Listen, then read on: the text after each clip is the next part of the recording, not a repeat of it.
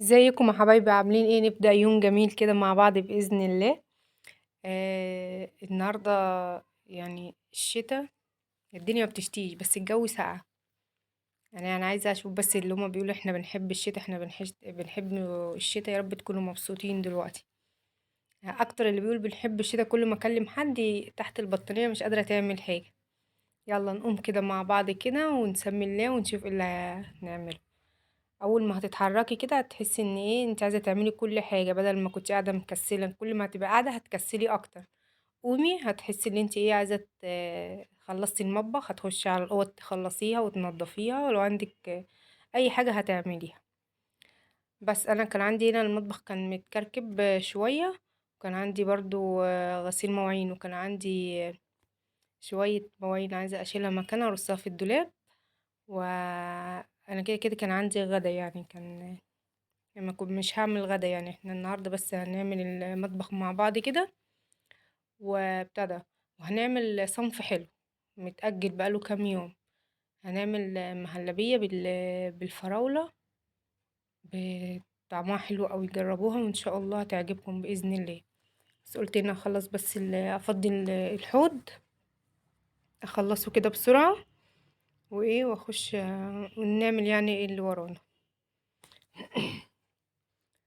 بس بمناسبة الامتحانات اللي شغالة، يا رب ينجح كل من كان يا رب، وسهل الامتحانات على على ولادنا، اللهم امين يا رب.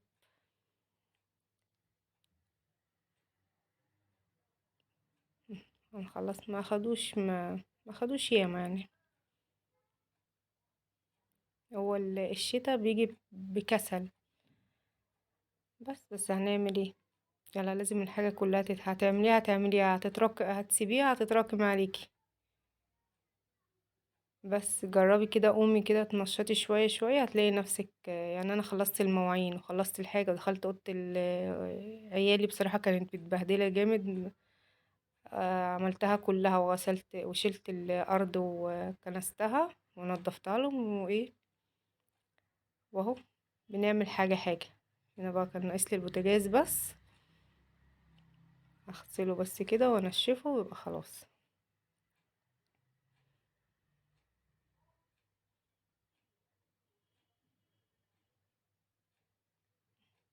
هنا أنا كان عندي كيلو فراولة قسمتها على 2. بصي احنا الحلو ده هيتعمل على خطوتين. الخطوة دي احنا هنحط الفراولة. انا حطيت نص كيلو فراولة على كيلو لبن، على نص كيلو، على سوري، على نص كوباية سكر. السكر ده اختياري ليكي، بتحبيها مسكرة بتحبيها. هي دي كده كانت سكرها مظبوط، كانت حلوة، ما كانتش وحشة، كانت سكرها المظبوط. هنا بس هقلل الخلاط شوية عشان كان واقع طلع بره، اللبن طلع بره. خلطتها كويس اوي بحيث ان هي ميبقاش فيها تكتلات بس ما فيهاش اي تكتلات للبتاع اللهم صل على النبي، للفراولة. فراولة بلبن بالسكر ضربتها كويس في الخلاط. وهنا هحطها عليها باكو نشا بمعدل اللي هي 4 معالق نشا. بس انا حطيت الكيس ده كله بمعدل 4 معالق نشا. هي مش مليانة كده، هي عليها زي ريم كده من فوق. هفضل اقلبها بتتقلب على البارد الاول، بعد كده بتقلبيها شويه شويه ايدك معاها على طول لحد لما تتقل. اهي بصي من تحت هتتقل اهي. هتفضلي برضو ايدك فيها برضو عشان ما تلزقش يعني من تحت. وهنا حطيتها في البايركس وهسيبها تهدى شويه، بعد كده ادخلها التلاجة برضو تاني. هنا بقى دي تاني خطوه، اللي احنا نعمل الكراميل بالفراوله. برضو هعمل نص كوبايه سكر. ودي على فكرة معلقة زبدة، بس انا قطع الزبدة شريحة صغيرة. برضو السكر اختياري ليكي، اللي انت عاوزاه اعمليها.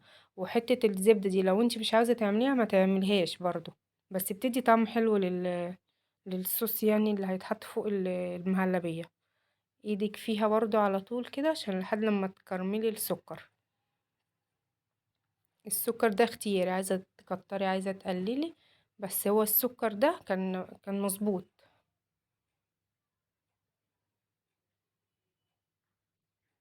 هي الوصفة دي كمان بيتحط لها جيلي من فوقيها، بس انا ما عملتهاش المرة دي بصراحة، انا دي تاني مرة اعملها.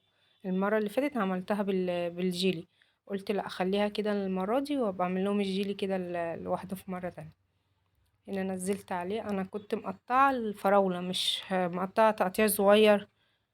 اوطي بس النار واقلب ايدي فيها لان السكر هيمسك في بعضه، لازم تقلبي على طول تقلبي على طول لحد لما يسيح تاني. وجربيها وان شاء الله هتعجبك باذن الله.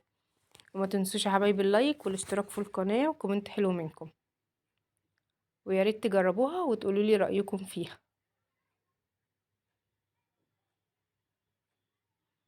هي كل مادة الصوص اللي هو الكراميل ده هياخد لون الفراولة. هي المهلبية كانت المهلبية كانت بردت وحطيتها في التلاجة.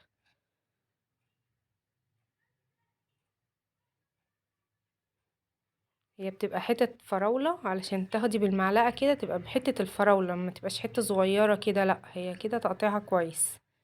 افردها كده على البايركس على قد ما كنت بخاف من البايركس يتكسر مني ولا حاجة، بس بصراحة في وصفات زي دي بيبين بيبين الحاجة الحلوة فيها بتبقى شكلها حلو. وهي هسيبها برضو تهدى واحطها ايه في التلاجة تمسك نفسها كده. واهو اتفضلوا معانا بالهنا والشفا. متنسونيش يا حبايبي في اللايك والاشتراك في القناة وكومنت حلو منكم.